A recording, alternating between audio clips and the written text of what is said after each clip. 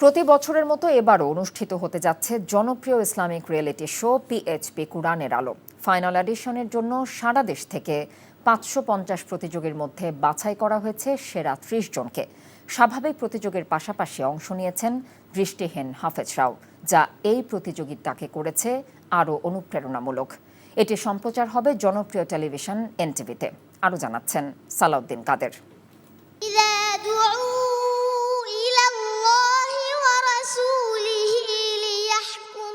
পবিত্র কোরআনের বাণী ছড়িয়ে দিতে অনুষ্ঠিত হয়েছে জনপ্রিয় ইসলামিক রিয়েলিটি শো পিএইচপি কোরআনের আলোর ফাইনাল অডিশন। সারা দেশ থেকে বাছাই করা ৫৫০ জন প্রতিযোগী অংশ নেয় এতে।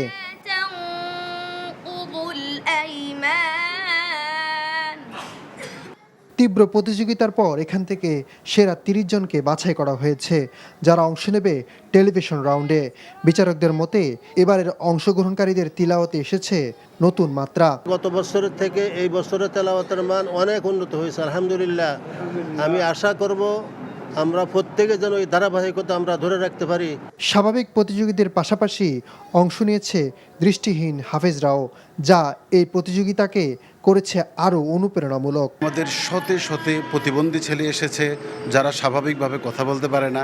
তাদেরকে আমরা ক্যামেরার মাধ্যমে তুলে এনেছি এবং দেখেছি তারা কি পরিমাণ সুন্দর তেলাওয়াত করতে পারে।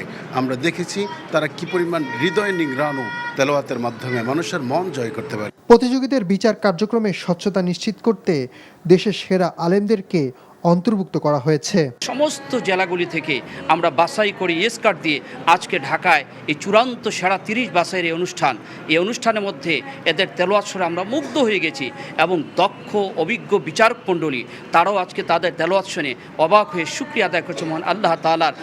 প্রতিযোগীরা শুধু কোরআন তেলাওয়াতেই সীমাবদ্ধ থাকবে না, তারা কোরআনের আলো ছড়িয়ে দেবে সমাজে।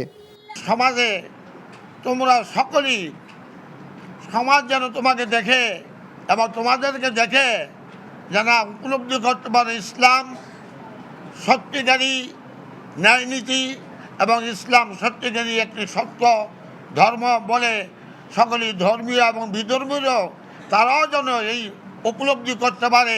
পবিত্র রমজান মাসে শুরু হতে যাওয়া টেলিভিশন রাউন্ডে নির্বাচিত ৩০ জনের কণ্ঠে প্রতিধ্বনি হবে কোরআনের মহিমা ও অনুপ্রেরণা, যা সম্প্রচার করা হবে এনটিভির পর্দায়।